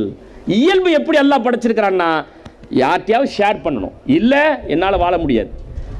மனசுக்கு அல்லாஹ் அப்படித்தான் படைச்சிருக்கிறான். ஆனால் இன்றைக்கு காது கொடுத்து கேட்கறதுக்கு நேரம் கிடையாது. பதில் சொல்ற, பேசுறதை கேட்டுக்கிட்டு செத்த நேரம் உட்காந்து பேச முடியுதா, கருத்தை சொல்ல முடியுதா? முடியல. அம்மா என்ன கேட்குறாங்க, ஒரு வார்த்தை கேட்டியா, நான் சாப்பிட்டேன்ட்டு ஒரு வார்த்தை கேட்டியா, நான் என்ன பண்ணுறேன்ட்டு ஒரு வார்த்தை கேட்டியான்னு ஆண்கிட்ட கேட்குறான். இவன் ஓடுறான், பொருள் தேட ஓடுன்னு ஓடி கடைசியில் வாழ்க்கையெல்லாம் முடிஞ்சு போய் வெளிநாட்டிலேருந்து வர்றான். நினைவுகளே இல்லை, இளமை காலத்தில் இருந்த நினைவுகளே இல்லாத வாழ்க்கையாக மாறி போயிருக்கிறது. பெண்ணை எப்படி படைத்துக்கல, அந்த அந்த சிக்கல் எல்லாத்தையும் ஷேர் பண்ணணும். அவரிடம் ஷேர் பண்ணக்கூடிய அந்த ஒரு ஏக்கத்தோடு அல்லாஹ் படைச்சிருக்கிறான். இதை ஷேர் பண்ணலைன்னா தூக்கம் வராது. இன்றைக்கு அதிகமான பெண்களுக்கு உறக்கம் வராமல் தவித்துக் கொண்டிருக்கிறார்கள். அதிகமாக பெண்கள் மனநோயால் பாதிக்கப்பட்டிருக்கிறது, மனச்சிதைவினால் பாதிக்கப்பட்டிருக்கிறது அதிகமாக பெண்கள். அதனால பெண்ணை வந்துட்டு அல்லாஹ் இலகுவாக படைத்திருக்கிறான், மென்மையாக படைத்திருக்கிறான். இளம் வயதில் சரியான வயதில் பெண்களுக்கு திருமணம் செய்து வைக்கணுங்கிற மாதிரி படைச்சிருக்கிறான். ரொம்ப முக்கியமான விஷயம். படிக்க வைக்கிறோங்கிறதுக்காண்டி திருமண வயது தள்ளி பாருங்க. இது நம்மளுடைய வாழ்க்கை கிடையாது, இது வெஸ்டர்ன் வாழ்க்கை முறை, மேற்கத்திய சதிகாரர்களுடைய செயல்பாடு. இது எதுக்கு பள்ளிக்கல்வி, எதுக்கு 12 14 வருஷம் ஸ்கூலில் படிக்கணும்? என்ன இருக்குது அதில் படிக்கிறதுக்கு? ஆசிரியர் பெருமக்கள் இருந்தீங்கன்னா இந்த 14 வருஷம் இருக்கக்கூடிய சிலபஸை எடுத்து புரட்டி பாருங்க. 40%, 40 விழுக்காடுக்கு மேலே தேவையில்லாதது இருக்குது. இதை 14 வருஷம் எந்த காலத்திலேயாவது சமூகம் படிச்சிருக்கு? 1950க்கு அப்புறம் நடந்திருக்கிறது, அதுக்கு முன்னால கிடையாது. அல்லாஹ் எப்படி பண்ணை படைச்சிருக்கிறான்? விரைவாக வயதுக்கு வந்து விரைவாக அவளுடைய வாழ்வு முடிஞ்சிடும். ஆணை எப்படி படைச்சிருக்கிறான்? காலதாமதமாக அவன் மெச்சூரிட்டி ஆகி காலதாமதமாக அவனுடைய வாழ்வு முடியும். அப்ப விரைவாக வயதுக்கு வந்த பெண்ணுக்கு என்னன்னா, சரியான பருவத்தில் திருமணம் செய்யவில்லை என்றால் அவளுக்கு உள்ளத்திலும் உடலிலும் பிரச்சனை ஏற்படும், சிக்கல் ஏற்படும். இன்னைக்கு அதிகப்படியான சிக்கல் ஏற்பட்டதற்கு காரணம் எல்லாமே என்னன்னு பார்த்தீங்கன்னா, இந்த ஒரு 40-50 வருஷமா நம்மளுடைய வாழ்க்கை முறையை மாற்றிக்கிட்டதுனால வந்திருக்கக்கூடிய வினை.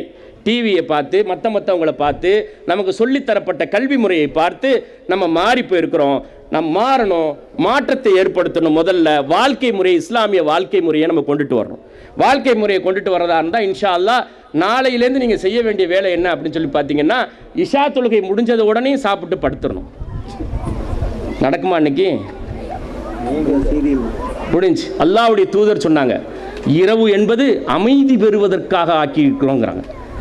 இரவு என்பது அமைதி பெறு, எல்லா வேலைகளும் நைட்டில் தான் நடக்குது. மேற்கத்திய உலகம் என்ன சொல்லுது? 24 hours தூங்கா நகரம். எல்லா இடத்துலையும் கொண்டு வந்துட்டு இருக்காங்க. இந்த சிங்கப்பூர் அறிவிச்சாங்க தூங்கா நகர் அப்படின்னு சொல்லி. சிங்கப்பூருக்கு போயிட்டு வந்தீங்கன்னா தெரியும், ஒரு நாளைக்கு எத்தனை பேர் மாடியிலேருந்து விழுந்து தற்கொலை பண்ணிக்கிறான் தெரியுமா? உலகத்திலேயே அதிகமாக தற்கொலைகள் நடைபெறக்கூடிய இடமாக சிங்கப்பூர் மாறி இருக்கிறது. செல்வம் இருக்குது, 24 மணி நேரம் வெளிச்சம் இருக்கிறது, இயங்கிக் கொண்டிருக்கிறது. ஆனால் மனிதனுடைய உள்ளம் இருக்கு பாருங்க, அதில் அமைதி இல்லாமல் தவித்து மாடியிலேருந்து விழுந்து வரக்கூடிய கார்ல எல்லாம் போய் விழுவுறான், தற்கொலை செய்து கொள்கின்றார்கள். அப்போ உள்ளத்துக்கு நிம்மதி அளிக்கக்கூடியது எது? வேற எந்த கல்வியும் தராது. அல்லாஹ்வுடைய மார்க்கத்தை படித்து அதன் அடிப்படையில் உருவாகி வரக்கூடிய சமூகம் மட்டும்தான் உள்ளத்தாலும் நிம்மதியான சமூகமாக உருவாகி வரும். விரைவாக உறங்கி விரைவாக எழுந்திருக்கக்கூடிய சமூகமாக இன்ஷா அல்லாஹ் தமிழக முஸ்லிம்கள் உருவாகணும், கீரம்பூர் முஸ்லிம்கள் இன்ஷா அல்லாஹ் உருவாகணும். செய்யலாமா அந்த மாதிரி? ஆமாம். என்ன பெண்கள் அதெல்லாம் முடியாது, எல்லா சீரியலையும் பார்த்துட்டு தான் நாங்கள் தூங்குவோம். உங்கள் இஷ்டத்துக்கு மாற முடியுமா? வேற யாருக்கும் பிரச்சனை கிடையாது, உங்களுக்கு தான் பிரச்சனை வரணும். அதே மாதிரி ஒன்றாக அமர்ந்து உணவு உண்ணுவது, இருக்கிறதை பகிர்ந்து, அது பிள்ளைங்களுக்கு கற்றுக் கொடுக்கணும். எல்லாத்தையும் எனக்கே கொடு அப்படிங்கிற மாதிரியான பிள்ளைகளுடைய சிந்தனை வந்துகிட்டு இருக்கும். போட்டி போடுன்னு தான் சொல்லிக் கொடுக்கும் கல்வி முறை. நம்ம இஸ்லாமிய வாழ்க்கை முறை கொடுக்கணும். என்ன இருக்குதோ இருக்கிறத வச்சு பகிர்ந்து உண்ணக்கூடிய ஒரு வழக்கத்தை அவர்களுக்கு கற்றுத்தர வேண்டும். அதே போன்று தரையில் அமர்ந்து உண்ணக்கூடிய வழக்கத்தை கற்றுத்தர வேண்டும். மிக முக்கியமாக உணவு முறைகளிலே மாற்றம் ஏற்படணும். எல்லாம் மாறி போயிருக்கிறது. அதிகமான இன்றைக்கு நோய்கள் வந்திருக்கிறதுக்கு காரணம் என்ன? மாத்திரை சாப்பிடாதவங்க எத்தனை பேர்னு கையை தூக்க சொன்னால் ரொம்ப அசிங்கமாக இருக்கும். ஆமாம், மாத்திரை தான் உலகம்னு வாழுது. என்னைக்காவது இந்த சமுதாயம் இப்படி வாழ்ந்திருக்கிறா சொல்லுங்க? வரலாற்றில் இத்தனை வருஷமா வாழ்ந்துருக்கிறோமே, மருந்து மாத்திரையை வந்துட்டு உணவாக உட்கொள்ளக்கூடிய சமூகம். ஒரு காய்ச்சல் வந்தா மாத்திரையை வாங்கி போட்டுக்கிறது, ஒரு சின்ன ஜலதோஷம் வந்தா டபக்கு டபக்குன்னு மாத்திரையை போடுறது, ஒரு ஜுரம் வந்துருச்சா கொண்டு போய் 1000 ரூபாய் செலவு பண்ணி 3-4 இன்ஜெக்ஷனை அழுத்தினா தான் அந்த ஜுரம் குறையுது. இது எல்லாம் இஸ்லாமிய வாழ்க்கை முறை என்ன சொல்லுதுங்கிறத ஆய்வு செஞ்சிருந்தோமா? அது சொல்லித்தரப்படலையே நமக்கு. பெருமானார் ரசூலுல்லாஹி ஸல்லல்லாஹு அலைஹி வஸல்லம் வாழ்க்கை முறை என்ன, காய்ச்சலை எப்படி பார்க்கணும்னு சொல்லி தந்திருக்கிறாங்க, கற்றுத்தரப்படலை. காய்ச்சல் என்பது என்ன? வைரஸ் ஃபீவர் அல்லாத காய்ச்சல் என்பது என்ன? இந்த உடலை ரீசார்ஜ் பண்ணக்கூடியது, நோய் எதிர்ப்பு சக்தியை கொண்டுட்டு வர்றது. 3 நாளைக்கு இருக்கத்தான் செய்யும், 3ஆம் நாள் முடிவில் அது உங்களுக்கு நோய் எதிர்ப்பு சக்தியை கொடுக்கும். அல்லாஹ்ட்ட துஆ செய்யுங்க, நெத்தியில ஒத்தரம் போடுங்கன்றாங்க ஹஜ்ரத் ரசூலுல்லாஹி ஸல்லல்லாஹு அலைஹி வஸல்லம். எதையும் சாப்பிடாத பட்டினியா கிடண்டாங்க. பட்டினியா இவன் கிடப்பானா? முடியாத. அதிகமான உணவு தானே இன்னைக்கு நோய். இவன் பட்டினியா கிடக்க மாட்டாங்கிறதுக்காண்டி அல்லாஹ் எப்படி படைச்சிருக்கிறான்? வாய்க்கு கசப்பு கொடுத்து வாயை கட் பண்றான். எப்படி படைப்பு வருங்க, அல்லாஹ் வந்து எப்படி படைச்சிருக்கிறான்? இந்த பூமியில என்ன வியாதி வந்தாலும் சரி அதை எதிர்த்து போராடக்கூடிய ஆற்றலை இந்த உடல்ல படைச்சிருக்கிறான். அது உணவு மூலமா இன்னும் இன்க்ரீஸ் பண்றான். நம்ம சிதைச்சிட்டோம், விவசாயம் பண்றோம், ரசாயன உரத்தையும் பூச்சி மருந்தையும் கொண்டு போய் அடிச்சதனுடைய விளைவு தானே இன்னைக்கு நோய் எல்லாம் பெருகி போயிருக்கிறது. சர்க்கரை நோயெல்லாம் யார் காட்டினா? மனிதனுக்கு தீங்கிழைக்கக்கூடிய எதை ஒன்றும் நீங்கள் உற்பத்தி செய்யாதீர்கள், அல்லாஹ்வுடைய ரசூல் சொல்லி காட்டியது. அதனால அன்பு சகோதர சகோதரிகளே, இஸ்லாமிய வாழ்க்கை முறைக்கு நாம் மாற வேண்டும். அடிப்படையில் முஸ்லிம்களுடைய கல்வி எப்படி இருக்க வேண்டும் என்றால், இறுதியாக 10 வருஷத்துக்கு இஸ்லாமிய கல்வி கொடுக்கணும். அந்த இஸ்லாமிய கல்வியோடு இந்த உலகத்தில் எது மிகைக்கிறதோ அதுவும் இணைக்கப்படணும். அதுதான் ஹலாலான கல்வி. இஸ்லாமிய கல்வியோடு இந்த உலகத்தில் மேத்தமெட்டிக்ஸ் இருக்குது, சயின்ஸ் இருக்குது, பிசிக்ஸ், அது உள்ள பிசிக்ஸ் இருக்குது, கெமிஸ்ட்ரி இருக்குது, பயாலஜி இருக்குது. இது ரெண்டும் இணைக்கப்படணும். இதுதான் இஸ்லாமிய கல்வி. அந்த கல்வி பள்ளிவாசல் இருந்து வழங்கப்படணும். 1950 வரைக்கும் வழங்கப்பட்டுச்சு, இப்போ இல்லாமல் போயிடுச்சு. அப்படின்னா என்ன செய்யறது? கீராம்பூரில் ஒரு இஸ்லாமிக் ஸ்கூலு வேணும், பள்ளிவாசலில் வச்சு உருவாக்கணும். பெரிய பொறுப்பாளர்கள் இருக்கிறாங்க, முன்னாலே உட்கார்ந்துருக்கிறீங்க. இன்ஷா அல்லாஹ் ஒரு சின்ன முயற்சி எடுத்தால் போதும். 3 வயசில் சேர்த்த பிள்ளைய 10 வயசு வரைக்கும் பள்ளிவாசல்லே வச்சுக்கலாம். பள்ளிக்கூடத்தில் சொல்லித்தரக்கூடிய கல்வியை காட்டிலும் உயர்தரமான கல்வி, அல்லாஹ்வுடைய மார்க்க கல்வியோடு சேர்த்து சயின்ஸையும் மேத்தமெட்டிக்ஸையும் இங்கிலீஷையும் சேர்த்து கற்றுத்தரக்கூடிய கல்வி பள்ளிவாசல்லே வச்சு கற்றுத்தரலாம். பெருசாக காசெல்லாம் ஒன்றும் செலவாயிடாது. எல்லா இடத்துலையும் இப்போ உருவாகி வந்து கொண்டிருக்கிற இஸ்லாமிக் ஸ்கூல்ஸ், நிறைய ஸ்கூல்ஸ் உருவாகி வந்துகிட்டு இருக்குது. அதில் பணியாற்றக்கூடிய சொல்லித்தரக்கூடிய அளவுக்கு பெண்களை கல்வியாளர்களாக உருவாக்கணும். ஒரு 2 டீச்சர் கீராம்பூரில் 2, 3, 5 பேரே இருந்தால் போதும். இந்த MA BEd முடித்தவங்க இருக்கிறாங்க, MSc BEd முடித்தவங்க இருக்கிறாங்க. அவங்க போதும். நீங்கள் இங்கே வச்சுட்டு உங்கள் பிள்ளைங்களுக்கு இங்கே ஸ்கூலில் நீங்கள் எஜுகேஷன் கொடுக்கலாம், சுற்றி இருக்கக்கூடிய மக்களுக்கெல்லாம் கொடுக்கலாம். அப்படித்தான் கொடுத்துட்டு இருந்தோம். மதரசாக்கள் இன்னைக்கு நேற்று முளைச்சதில்லை. நான் ஆரம்பத்திலே சொன்னேன், 650 வருஷம் முஸ்லீம்களுடைய ஆட்சி. முஸ்லீம்களுடைய ஆட்சியில் கவர்மெண்ட் ஸ்கூல்ஸ் மதரசாக்கள் தான். முஸ்லீம்களும் படித்தார்கள், முஸ்லீம் அல்லாத மக்களும் படித்தார்கள். அது ஒரு நீண்ட தொடர்ச்சியாக இருந்துச்சு. டாக்டர் மன்மோகன் சிங் எங்கே படித்தார்? மதரசாவிலிருந்து படித்து விட்டு வந்தவர். இந்து மதத்தினுடைய மிகப்பெரிய சீர்திருத்தவாதி டாக்டர் ராஜாராம் மோகன் ராய் மதரசாவிலிருந்து படித்து விட்டு வந்தவர். மதரசாக்கள் ஆட்டி இருக்கக்கூடிய நம்ம எவ்வளவு பேத்துக்கு கல்வியை கொடுத்துருக்குறோம். அதனால் ஒரு இஸ்லாமிக் ஸ்கூலில் உருவாக்கி எடுக்கணும். பெண்களை வந்துட்டு படிக்க வச்சு பாதுகாப்பாக படிக்க வச்சு எடுக்கணும். பாதுகாப்பாக படிக்க வைக்கிறதுக்கு முதல்ல நான் யார் என்று அந்த பெண்மணிக்கு உணர்த்தணும். நீ சாதாரண பெண்மணி அல்ல. ஃபாத்திமான்றைக்கு பெயர் இருக்குது, ஆயிஷான் இருக்குதுன்னா இதுக்கு ஒரு 1400 வருஷ தொடர்பு இருக்குது, தியாகம் இருக்குது. அல்லாஹ்வுடைய மார்க்கத்தை சுமந்திருக்கக்கூடிய பெண்மணி, இந்த உலகத்திற்கு அடையாளமாக வாழ்ந்து காட்ட வேண்டிய பெண்மணி அப்படிங்கிறத விதைச்சு உருவாக்கணும். கீராம்பூர்லேருந்து டீச்சிங் செக்டாரில் குவாலிஃபைடு டீச்சர்ஸ் உருவாக்குனாங்கண்டா. தமிழ்நாடு ஃபுல்லாக ஆசிரியர்களாக இருந்து அவர்கள் மனித மக்களுக்கு, முஸ்லீம் உம்மத்திற்கு மார்க்கத்தை கொண்டு போய் சேர்க்க முடியும். ரெண்டையும் சேர்த்து படிக்கணும். வெறுமன உலக கல்வி மற்றும் படித்தோம், வாழ்க்கையில் வந்துட்டு சக்ஸஸ் பண்ணோம், நிம்மதியாக இருக்காது, மறுமையிலையும் சக்ஸஸ் கிடைக்காது. மார்க்கத்தை அடிப்படையாக கொண்டு மார்க்க கல்வியோடு உலக கல்வி இணைக்கப்படணும். வெறும் மார்க்க கல்வி மட்டும் படித்தோம்னா உலகத்தில் பின்தங்கி போயிடுவோம். எதிரிகள் நம்மை சூழ்ந்து கொண்டு சிதைத்து விடுவார்கள். ரெண்டையும் சேர்த்து படிக்கணும். மார்க்கத்தை படித்து மார்க்கத்தின் அடிப்படையில் உலகத்தை படிக்கணும். அதே மாதிரி நிறைய இளைஞர்கள் இருக்கிறார்கள். ஒரு திட்டம் ஒரு 30 வருஷத்தில், அடுத்த 30 வருஷத்தில் இந்த இளைஞர்கள் என்ன ஆகணும் அப்படின்னு பார்த்தீங்கன்னா, முதல்ல அடிப்படையாக வச்சுக்கோங்க, அவங்க என்ன படித்தாலும் 26 வயசு வரைக்கும் படிக்க வைக்கணும். 26 வயசுக்கு முன்னால் ஸ்கூல் காலேஜை விட்டு நிறுத்திடக்கூடாது. ஒரு இலக்காக வச்சுக்கங்க. எதையுமே வந்துட்டு ஒரு இலக்கை நிர்ணயித்து சென்றால் மட்டும்தான் சக்ஸஸ் கிடைக்கும், வெற்றி கிடைக்கும். 26 வயசு எம்ஏ முடித்து எம்ஃபில் முடித்து PhD முடிக்கிறது, ஆல்மோஸ்ட் 26 இயர்ஸில் அவனுக்கு நீங்கள் பொண்ணு தேடும்போது அவர் வந்து சயின்ஸில் முடிச்சுட்டு வந்தார்னு வச்சுக்கோங்க, ஒரு சயின்டிஸ்டாக இருப்பார், பிஹெச்டி முடித்த சயின்டிஸ்ட். அக்ரிகல்ச்சர் படிக்க வைங்க. இந்த தண்ணி இல்லைன்னு சொன்னாங்க, கீரம்பூர் பகுதியில் தண்ணி பிரச்சனை இருக்குது, வானம் பார்த்த பூமியாக இருக்குது, எல்லாரும் விவசாய நிலத்தை விற்றுட்டீங்க. இன்னும் ஒரு 5 வருஷத்தில் வைரத்தை விட காஸ்ட்லியான இடமா மாறப்போகுது விவசாய நிலம். இன்னும் ஒரு 5 வருஷத்தில் பஞ்சத்தை நோக்கியே நம்ம போய்கிட்டு இருக்கோம். அதனால் இருக்கிறவங்க யாரும் விவசாய நிலத்தை விற்றுறாதீங்க. பள்ளிவாசலுக்கு நிறைய விவசாய நிலத்தை வாங்குங்க. ஏற்கனவே அப்படித்தான் வாங்கிருந்துச்சு. எங்களுடைய முன்னோர்கள்லாம் நிறைய வந்துட்டு நிலங்களை வாங்கி பள்ளிவாசலுக்கு வக்ஃபு செஞ்சாங்க. ஏன்? காலகாலத்துக்கு வரக்கூடிய மக்களுக்கு சோறாக்கி போடணும் அப்படின்னு சொல்லி. இன்றைக்கும் கடற்கரை ஓரத்தில் பார்த்தீங்கன்னா ஒவ்வொரு பள்ளிக்கும் 300 ஏக்கர் 200 ஏக்கர்லாம் இருக்குது. அதிராம்பட்டினம் காதர் மீதி அப்பா இருந்த 1500 ஏக்கர் நிலத்தை கொடுத்துட்டு போயிருக்கிறாங்க. இந்த உம்மத்து சாதாரண தியாகம் செய்யலை. பள்ளிவாசலில் விவசாய நிலம் ரொம்ப ரொம்ப முக்கியம். சோஷியல் பவர்னு ஒன்று இருக்குது, சமூக அதிகாரம். இந்த சமூக அதிகாரம் எப்படி வரும்? நிலத்தை கையில் வச்சுருக்கணும். நிலத்தை கையில் வச்சுருக்கிறவங்களுக்கு தான் சமூக அதிகாரம் கிடைக்கும். நிலத்தை விற்றுட்டு கேஷாக மாற்றினோம்னு வச்சுக்கோங்க, ரிசர்வ் பேங்க் ஃபெயிலியர் ஆனிச்சுன்னா அந்த கேஷை கழுத கூட திங்காது. அதனால் பணத்தை வைத்திருப்பவன் செல்வந்தன் அல்ல, மண்ணை வைத்து அல்லாஹ் வழங்கிய மழையை வைத்து அதிலிருந்து உற்பத்தி செஞ்சு பறவைகளுக்கும் மனித இனத்திற்கும் வழங்கக்கூடியவனே செல்வந்தன். அதுதான் செல்வம். அப்படித்தான் நம்முடைய முன்னோர்கள் வாழ்ந்தாங்க. அதனால் நிலத்தை விற்ற வேணாம்.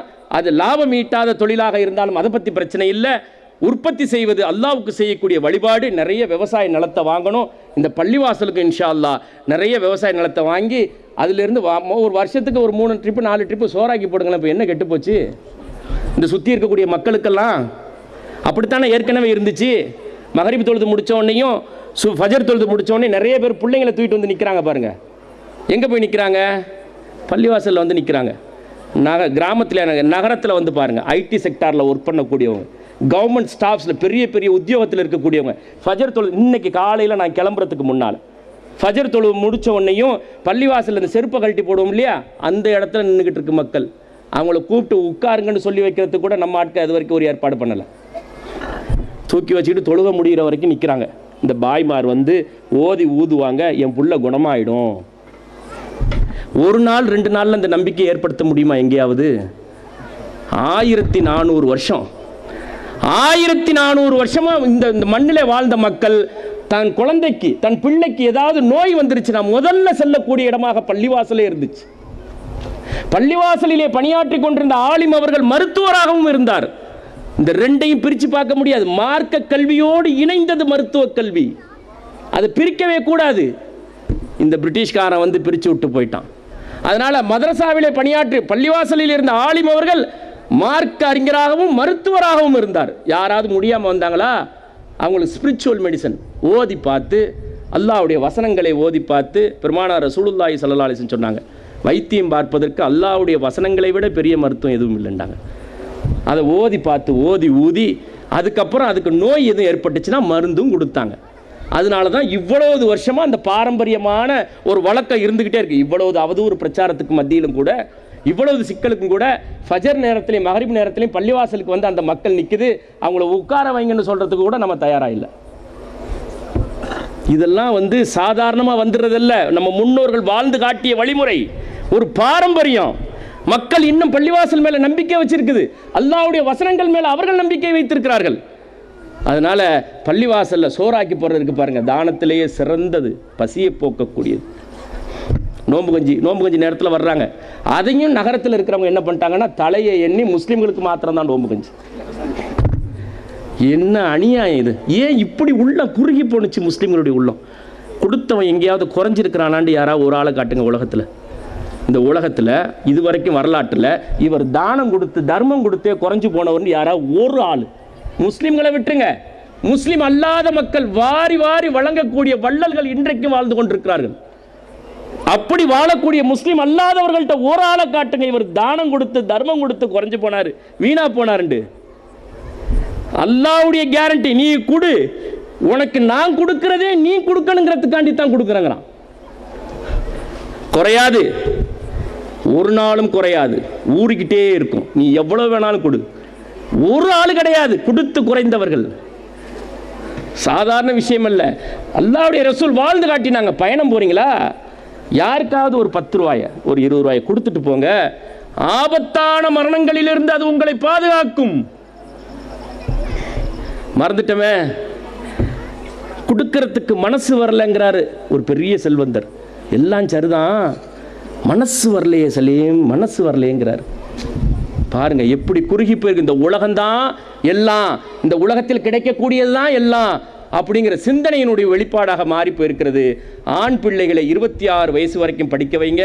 குறிப்பாக வெளிநாடு போகணும் அப்படிங்கிற சிந்தனை உள்ளவர்கள் அங்கே என்ன தேவையோ அந்த தேவையை கருதி அதுக்கு ஏற்றவாறு ஆட்களை உருவாக்கி அனுப்பணும். சும்மா மாத சம்பளத்துக்கு வேலை செய்யக்கூடிய அடிமைகளை ஒரு டிகிரி முடிச்சோன்னு வெளிநாடு போய் ஏதாவது வேலையை தேடிக்க அப்படின்னு அனுப்பக்கூடாது. அரபு உலகத்தில் மாறி வரக்கூடியது வாய்ப்புகள் என்ன? இங்கே அரபு நாடுகளிலே பணியாற்றக்கூடியவர்கள் இருக்கிறார்கள். மிகப்பெரிய அளவுக்கு வளர்ந்து சின்னதாக போய் சாதாரணமாக போய் தன்னுடைய உழைப்பால் உயர்ந்திருக்கக்கூடியவர்கள் இருக்கிறார்கள். அவங்கள்ட்ட கேட்டு என்னென்ன வளர்ச்சி ஏற்படுது, அந்த வளர்ச்சிக்கு ஏற்றவாறு நம்ம எப்படி உருவாக்கி நம்ம ஆம்பளை பிள்ளையை உருவாக்கி அனுப்புறது அப்படின்னு சொல்லி திட்டம் போட்டு 26 வயசு வரைக்கும் படிக்க வச்சு அனுப்பிச்சோம். மாத சம்பளத்துக்கு வேலை செய்ய மாட்டார், அதிகாரமிக்க இடத்துல இருப்பார். அதே மாதிரி இந்தியாவுக்கு யார் வேணும்? இறுதியாக PhD முடித்த சயின்டிஸ்ட் வேணும். முஸ்லீம் உம்மத்திட்டேருந்து எதிர்பார்த்து காத்திருக்கிற இந்திய சமூகம் அக்ரிகல்ச்சரில் PhD முடித்த சயின்டிஸ்ட் வேணும். இந்த ரசாயன உரத்தையும் பூச்சி மருந்தையும் கொட்டி பூமியை நஞ்சாக்குறது, மக்களையும் கொல்லக்கூடிய இந்த விவசாய முறைக்கு முற்றுப்புள்ளி வைக்கணும். ஏன் கீராம்பூர்லேருந்து உருவாக்க மாட்டீங்களா? அக்ரிகல்ச்சர் சயின்டிஸ்ட்டை உருவாக்க மாட்டீங்களா? +2 முடிச்சிருக்கக்கூடிய பயாலஜி பயோமேத்ஸ் முடித்தவர், இல்லைன்னா பியூர் சயின்ஸ் முடித்தவரை அக்ரிகல்ச்சர் படிக்க வச்சு 4 வருஷம் BSc agri, MSc agri, PhD முடிக்க வைங்க. இயற்கை வேளாண்மையில் ஒரு ஆள் உருவாகி வந்து வழிகாட்டினார்னா இந்த இந்திய சமூகமே அவரை தூக்கி வச்சு கொண்டாடுங்க. நம்மோடு வாழக்கூடிய பிற சமூக மக்கள் இருக்கிறாங்க பாருங்க, உலகத்திலேயே இவர்களை போன்ற தங்கமான மனிதர்கள் கிடையாது. அதிலிருந்து தானே நம்ம வந்திருக்கிறோம். அவர்களுக்கு யார் உதவி செய்கின்றார்களோ அவர்கள் தான் அவங்களுக்கு தெய்வம். வேற யாரும் இந்த கண்கண்ட தெய்வத்தை வணங்கக்கூடியவர்கள். நீங்கள் உதவி செஞ்சீங்கன்னா நீங்கள் தான் தெய்வம், நான் உதவி செஞ்சேன் நான் தான் தெய்வம். சமீபத்தில் வாட்ஸ்அப்பில் ஒரு செய்தி பரவணிச்சு பாருங்க. பாம்பேயில் ஒரு செல்ஃபோன் கடையில் உட்கார்ந்துருந்தார் ஒருத்தர், ஒரு மார்வாடி. செல்ஃபோன் வியாபாரம் பார்த்துக்கிட்டு இருக்க நேரத்தில் ஒரு ஹசரத் வந்தார். அவர்கிட்ட பேசிக்கிட்டு இருக்கும்போது இன்னொருத்தன் அருவாளை எடுத்துகிட்டு வந்து அவரை வெட்டுறான். யார்? அந்த மார்வாடியை. ஹசரத் என்ன பண்ணார்? தான் தலையில் கிடக்கு இந்த மாதிரி துண்டை எடுத்து அந்த அருவாளை பிடிச்சி அவனை அப்படியே கட்டி பிடிச்சிட்டு போனார். அடுத்த நாள் போய் NDTVயிலேருந்து அந்த மார்வாடிகிட்ட போய் கேட்டாங்க, அவர் எப்படி உன்னை காப்பாற்றினார்? அவனுக்கு வார்த்தையால் சொல்லவே தெரியலை. அழுது முடிச்சுட்டு உன்னே மேரா பகவானே அப்படின்னு. இதுதான் இந்திய சமூகம். அவன் தான் என் கடவுள், வேற யாரும் எனக்கு கடவுள் கிடையாது என்று சொல்லக்கூடிய சமூகம். தேனி மாவட்டம் முல்லை பெரியார்னு பேப்பரில் வந்துகிட்டு இருக்கு பாருங்க. ஒரு வெள்ளக்காரன் அந்த மாவட்டத்தில் 150 வருஷத்துக்கு முன்னால் பசி பஞ்சத்தால் மழை பெய்யல, விவசாயம் பொய்த்து போணுச்சு. மக்கள் பசியால் ஆயிரக்கணக்கான மக்கள் மடிந்து போனார்கள் பசியால். அப்போ அதை வந்து பார்த்தான், ஒரு கொள்ளையடிக்க வந்த வெள்ளக்காரன், அவனுக்கு உள்ளம் உறுத்துனுச்சு. பார்த்தான், அப்படியே மலையை நிமிந்து பார்த்தான், தேவார மலைக்கு மேலே மலையை நிமிந்து பார்த்தான், மலையில் ஏறி பார்த்தான். ஆஹா, அங்கே பெய்யக்கூடிய மழையெல்லாம் இப்படி அரபிக்கடலில் போய் கேரளாவுக்கு போய் கேரளாவில் அரபிக்கடலில் போய் கலக்குத, அதை கொஞ்சம் அப்படியே தமிழ்நாட்டுக்கு திருப்பி விட்டோம் அப்படின்னு சொல்லி சொன்னான். இந்த மக்கள்லாம் பஞ்சத்திலேருந்து மீண்டுருவாங்களே அப்படின்ட்டு சிந்திச்சான். வெள்ளைய அரசிட்ட போய் சொன்னான், ராணிகிட்ட போய் சொன்னான், பிரிட்டிஷ் கவர்மெண்ட்டை. அவங்களும் நிதி ஒதுக்குனாங்க. ஆட்களை கூட்டிக்கிட்டு மலை மேலே ஏறி, மேற்கு தொடர்ச்சி மலை மேலே ஏறி 140 அடிக்கு இருந்துச்சு தண்ணி. ஒரு 2 அடி 3 அடி அதுக்குள்ளே ஒரு கொடையை குடஞ்சி, ஒரு மலையை குடஞ்சி தண்ணி திருப்பி விட்டா போதும். கீழேருந்து மலையை குடஞ்சிக்கிட்டு போனான் பாருங்க. போகிற நேரத்தில் பெருமழை வந்துருச்சு. மழை காலம் வந்து பெருமழை வந்து அவங்க செஞ்ச வேலையெல்லாம் நாசமாக போய் அதில் வேலை செஞ்சுக்கிட்டு இருந்தவங்கெல்லாம் 100கணக்கான பேர் இறந்து போயிட்டாங்க. மழை அந்த கற்கள் வந்து அவர்கள் மேலே விழுந்து 130 வருஷத்துக்கு முன்னால் நடந்த சம்பவம். விட்டானா நேராக லண்டனுக்கு போய் தான் சொத்துக்கள் எல்லாத்தையும் விற்று, தன் பொண்டாட்டி கழுத்தில் கிடக்கிறது, வீட்டில் கிடக்கிற பாத்திரம் மண்டத்தையெல்லாம் விற்று, தன்னுடைய நண்பர்கள்ட்ட இருக்கக்கூடிய காசையெல்லாம் வாங்கிட்டு வந்து பிரிட்டிஷ் கவர்மெண்ட் கையை விரிச்சிருச்சு. ஏற்கனவே கொடுத்தோம், ஃபெயிலியர் ஆகிடுச்சு, எங்களுக்கு தெரியாது கையை விரிச்சிருச்சு. ஆனால் இவன் விடலை, போய் எல்லாத்தையும் காசு பணத்தை பிரட்டி இருந்து இவனே களத்தில் இறங்கி அந்த மக்களையும் திரட்டிக்கிட்டு மறுபடியும் அந்த வேலையை ஆரம்பித்து மலையை குடைந்து நேராக கொண்டு போய் மழை தேங்குற இடத்துல ஒரு டேமை கட்டினா அதான் முல்லை பெரியார். அந்த சிவில் இன்ஜினியருக்கு பேர் என்ன? பெனி குயிக். அரசு வந்து மணிமண்டபம் கட்டியிருக்கு பாருங்க, 140 வருஷம் ஆச்சு.